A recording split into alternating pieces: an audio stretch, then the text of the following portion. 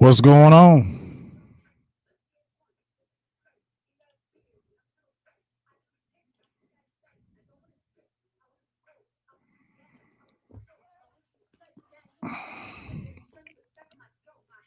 What's good, everybody? What's good? I'm waiting for y'all to come on in.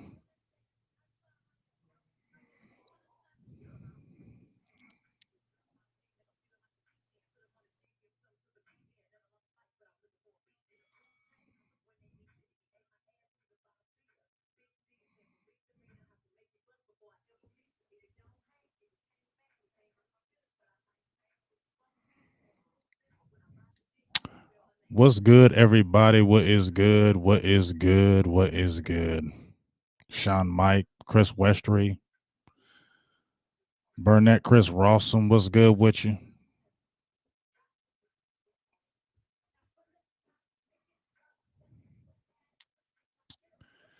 Just waiting for, I was sitting here in my head thinking, like,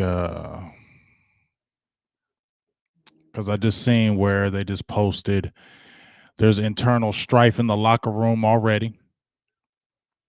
Uh, some unnamed players in the Cowboys locker room have said that recently, just posted from James Slater, said that on the coaching staff, totally unprepared, where Mike McCarthy said they felt they were fully prepared. The players are saying they're totally unprepared. They don't teach. They don't have any sense of adjusting on the fly. Another says they just aren't good at their jobs.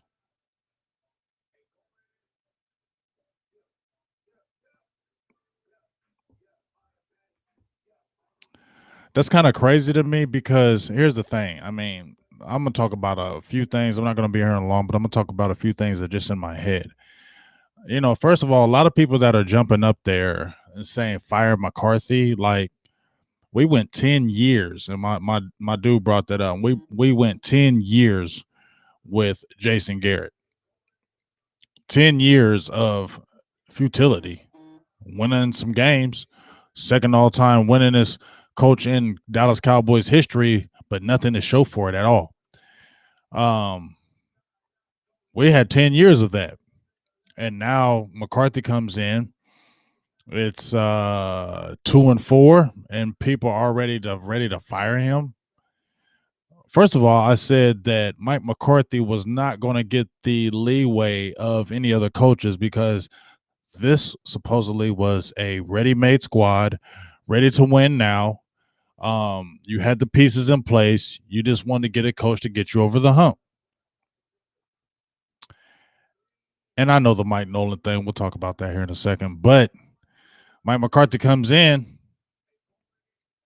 2-4, people ready to fire him. I get it. We're frustrated, mad. But you're already ready to fire Mike McCarthy. You're saying, okay, scrap it. Oh, we should have got Urban Meyer. We should have got the dude from Lincoln Riley. We should have got this. We should have got that. Eric Bieniemy could have been a guy, But at the end of the day, it's bigger than that. It's from the top. I mean, it is. It just is.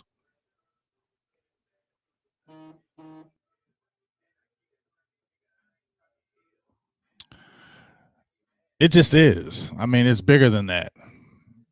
I mean, just looking at the playoff history, I hate to go back in history. I really hate to go back in history. I really do hate to go back in history, but it's just the truth. When I look at since when, and I'm not trying to bring up Jimmy Johnson, okay? I'm not trying to bring up Jimmy Johnson. You get what I'm saying? I'm really not trying to bring up Jimmy Johnson. But when I see this roster, and I see this team since Jimmy Johnson left and when Barry Switzer took over, I'm just looking at this right now. I'm not going to give Barry Switzer that Super Bowl. I'm not. That was the player Super Bowl. That wasn't what Barry Switzer did. That team was still so damn good and just better than everybody else in the NFL. They won that. They knew how to police themselves. They knew what it takes to win because they were already winners. They had already been implemented with a plan with Jimmy Johnson, and so they knew they could carry it on. But you could only carry it on for so long. If you don't build through the draft, if you don't get the right picks, you're going to age. Free agency is going to take those players away. You're going to fall off, and that's what happened. So when you had Barry Switzer leaving after what 96, okay,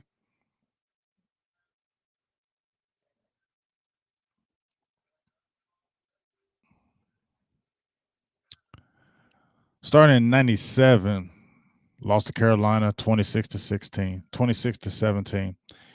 Then when they switched over and left, went from Barry Switzer to Chan Gailey.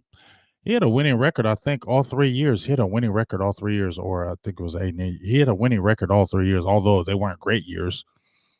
But we remember when the Arizona Cardinals, who just played us and whooped our ass, I keep on remembering that Jake Plummer when they came in there and whooped our ass 20-7. Then we go to 2000 Vikings 27-10 ass whooping.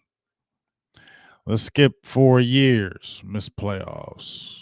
Bill Parcells is in the fold, gets us back in the playoffs, get our ass whooped.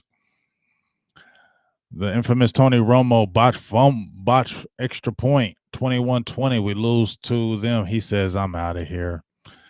We go over to Wade Phillips 21-17. All those wins just for nothing.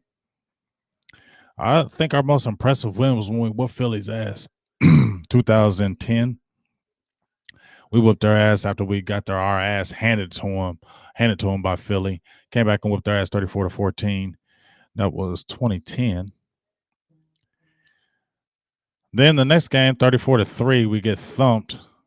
Then let's skip to 2015. We beat the Lions 24-20, but guess what? That was the infamous non-pass interference call. We knew that was pass interference. I ain't hating on my team. That was pass interference. And then even then, Tony Romo had to take us all the way down the field, take the Dallas Cowboys all the way down the field and score a touchdown to win the game. Then you remember the Dez catch. Okay. And then we saw 2018, the Cowboys beat the Seattle Seahawks, and that was a game-winning drive by Dak. Had to take it all the way down the end. It was never like any blowout wins for Dallas. You get what I'm saying? It was never just blowout wins for Dallas, even in that playoff history. You get what I'm saying? It was never that. Every year, it's always been some kind of struggle. So when I look at this team, okay, when everybody saying fire Mike McCarthy, fire Mike Nolan, which I get, I can understand that. You can get rid of Mike Nolan. That we understand that was the buddy system. You probably should have went with somebody better who was a more aggressive type guy, who wasn't going to be the laid back guy because the number said Mike Nolan wasn't good. The number said Mike Nolan wasn't good. And even when they hired him, I wasn't jumping up and down, but he was a veteran. Hey, well, let's see what happens. But he hasn't had great defenses, and the defense he's had, we just posted them. I mean, not good, bottom of the barrel. So that probably shouldn't have been the route you went. But they had Chris Richard, who had the fire, played a straight coverage where you could see it and dissect it and move down the field. Ron Marinelli had fire. He did. And that Tampa 2 scheme with great players is a monster. But when you got average to mediocre players on the line or just average players, that's not going to work. And they were complaining about his system too. You get what I'm saying? So these Cowboys players are complaining about. It's the same thing that happened with Wade Phillips. Remember before when they got, we need a tough coach. We need a tough coach. This is Cowboys fans. We need a tough coach. We need a tough coach. Get Bill Parcells. Still meddling the whole damn time in there. You get Bill Parcells. He comes in. Oh, it's too hard. It's too hard. It's too rough. But Parcells leaves. You come in with Wade Phillips. Oh, he's too soft. He's too soft. I mean, make up y'all damn minds. You get what I'm saying? Like, I get tired of hearing this shit. Like, real talk. I get tired of hearing it. Zach Martin got a concussion. He'll be. I don't know if it's because they're playing quickly. I don't know if that concussion protocol. We'll see, but it's just a lot of. At the end of the day, it's from the top because at the end of the day, when I just spout off that playoff history for the Cowboys, when I just spout that off, that's 24 years, 4 playoff wins in 24 years. I believe that's 7 coaches. Let's see, Switzer, Chan Gailey, Dave Campo, Bill Parcells, Wade Phillips, Jason Garrett, and now Mike McCarthy. So that's 7 coaches right now and still the same results. So the players can jump up and down, and I get it. The players can jump up and down and go off about it and say, it's the scheme, it's this and that. But you had an easier scheme with Ron Marinelli. What was happening?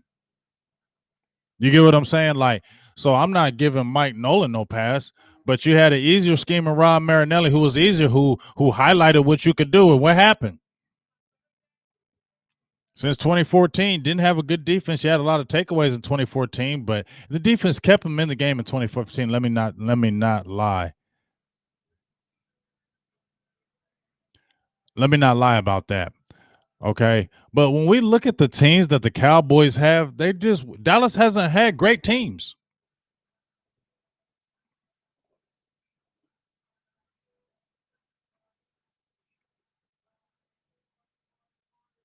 You know what I'm saying? Dallas hasn't had great teams. Like, let's really look at it. Right now, what were they last year? 8-8, right? That's why Garrett is gone. So that was 2019. The year before that, 10-6. But what was their record? What was the Cowboys' record before they went on the run and made the trade? 3-5. Weren't good. Talking about Garrett was about to be gone. But the trade saved them. They went on a run, but Dallas wasn't a great team even in 2018. Beat Russell Wilson, like I said, in the Seattle game, but Seattle was pig-headed and kept running the damn ball, falling right into Dallas's lap. And Dallas still had to win at the end of the game. At the end of the game. Not a blowout, at the end of the game, right? That was 2018. 2017, totally missed the playoffs. Totally missed the playoffs. You get what I'm saying? And what happened? A few injuries in the game. Tyron Smith's out. Zeke Elliott's out. Anything happens a little bit, the team doesn't win. Missed the playoffs. 2016. We can't say that 2016 was a great team, but that was the rookie year of Dak Prescott and Zeke Elliott. Nobody has seen that. You know how players can take teams by storm, but that wasn't a great defense by any means. You saw what happened. 2015, you lost Romo, you lost Dez, season over. 2014 was the best run, right? That was the best run, but everything had to be perfect. Everybody had to be working perfect. The only major injury was Sean Lee out there, and that defense was good, but it had a lot of turnovers.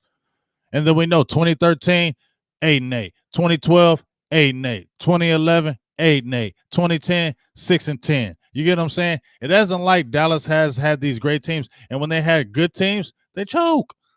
And at the end of the day, what is it? You just can't fire everybody that comes in and is not doing it the way it's supposed to. We want it to happen. Maybe just Dallas ain't a good team. Maybe we're just really average. I posted salaries. Some people got mad at me because I posted some salaries from the Cowboys. I wasn't trying to disrespect the Cowboys or anything like that, but I'm just posting salaries. If the Cowboys, if Jerry Jones and Stephen Jones are signing these guys these contracts, and you're expecting this to be happening and expecting them to make plays, it's not happening. And now there's a mutiny in the locker room. Now all of a sudden it's the coaches. But the video I saw and the game I saw and the plays I saw and the all 22 I saw hasn't been just the coaching. It's been the players haven't been given maximum effort. So y'all don't give effort because you don't like the coaches and the scheme. So who we bringing in then? You know what I'm saying? To make the players feel better. Because when they was playing with Ron Marinelli, they was not getting the job done. and nobody wanted to say anything, but they love Ron Marinelli. But it wasn't producing. Now all of a sudden you get Mike Nolan, the defense is in shambles. Now they want a mutiny. Which is it? When the players going to step up a little bit too?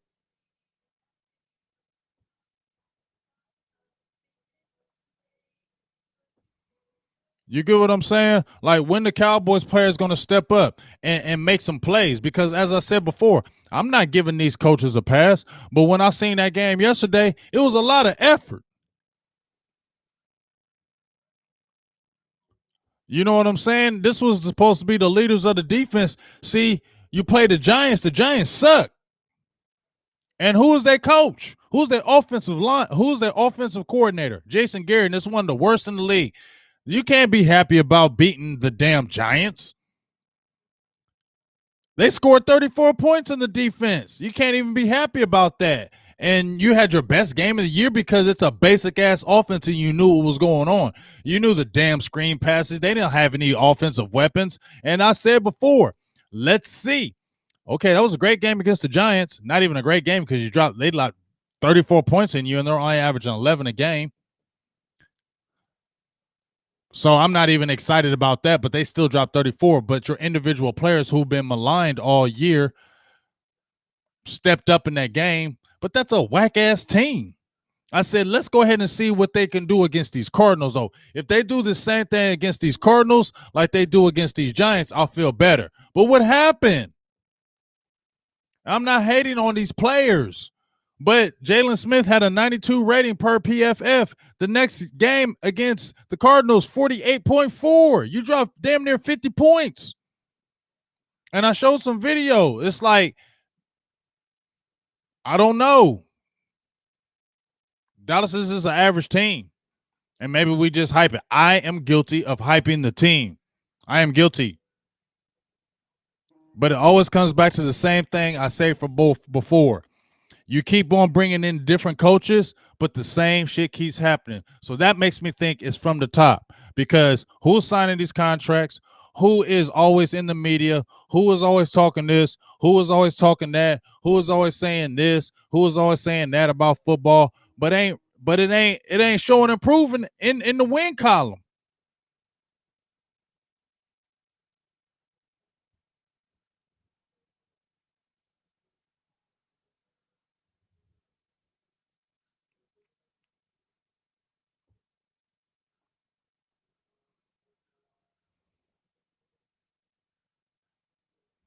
Like I can say that it's the coaches too.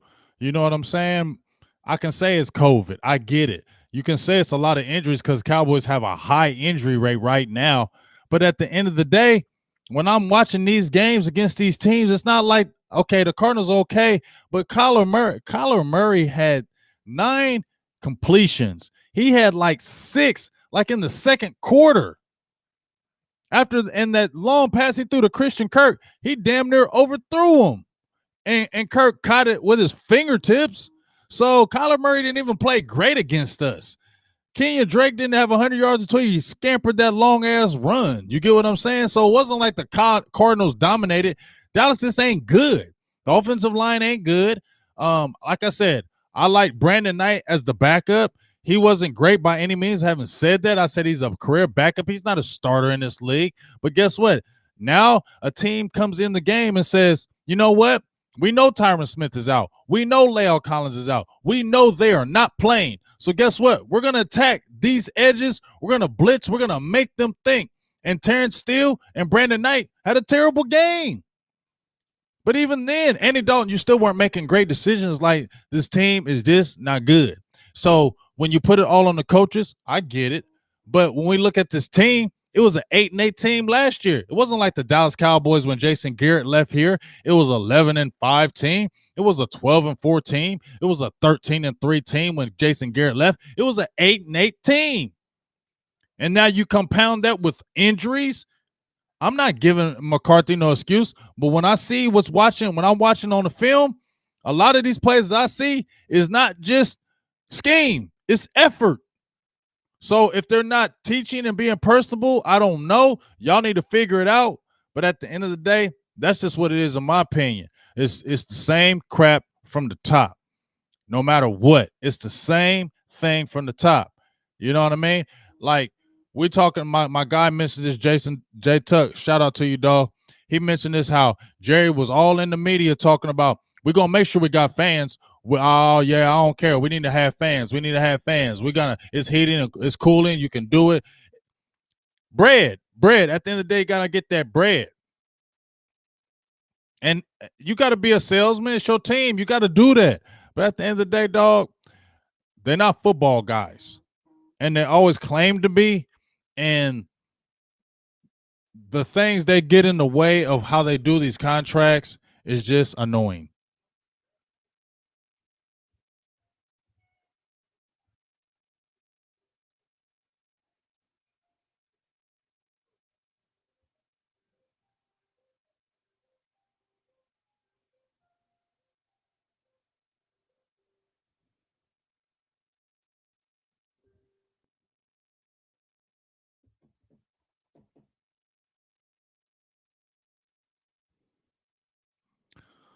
Anyway,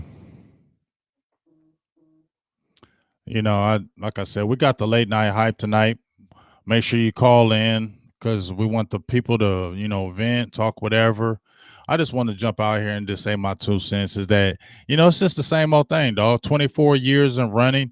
And as long as it stays like that at the top, it's always going to trickle down to the bottom. And we can't just sit there and keep on blaming it on coaches because there's been new coaches and it's been the same thing. There's been 7 different coaches in here. It's been the same damn thing. It can't just be the coaches. We blame the players, coaches, whatever. Now it's the scheme. It's just like, okay, so if they fire somebody and they get somebody else in and they don't do it, what is it then? You get what I'm saying? And I was saying last year, Garrett, and they're like, well, Garrett didn't fumble the ball. Garrett didn't have to put. I get that, and I totally agree with you. But when you have these same silly mistakes happening game in and game out, you gotta have to look at the top, and then you look higher. And at the end of the day, as long as this same crap goes on, it's just going to be the same recycled BS. And that's just what it is. But I'm about to get off here because I have to get to work, man. I just want to jump out here and throw my 2 cents. I want to talk more tonight on the late night hype. You guys will all, me, Law Nation, Skywalker, still all chime in on the game. I don't want to go too hard on it. A lot. Make sure you come listen because you'll be able to call in. We'll have the lines open. We'll have everybody be able to, as much as we can, get people to talk and vent their opinions or emotions, whatever. But at the end of the day, I felt I didn't want to say we're gonna lose. I just said I didn't feel good about this matchup, meaning I thought that this was gonna happen. But it's sad when a guy only completed 9 passes and still they dropped 38 points. It's just sad all the way around. And I think it's not just the coaching; it's the players, and then it's from the top. And as long as the top stays the same, we're always going to get the same, and that's just the real deal. And nobody wants to hear it, and everybody says that's the easy excuse, but it's not the excuse because you're looking at the track record. Since you got a top guy that you had that won Super Bowls with you, y'all parted ways, and since then you've been chasing ghosts, and you haven't won shit since then. I haven't won even a little bit. 4 wins in 24 years. That's pathetic.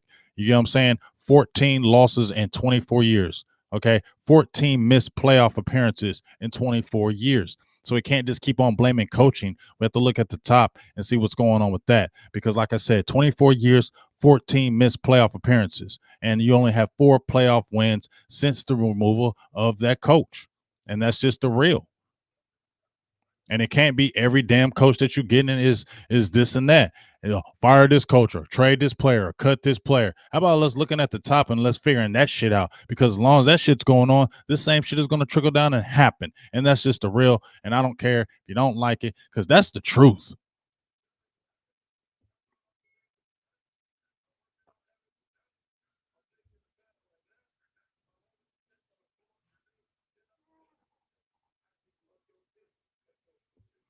But I'll talk to y'all tonight.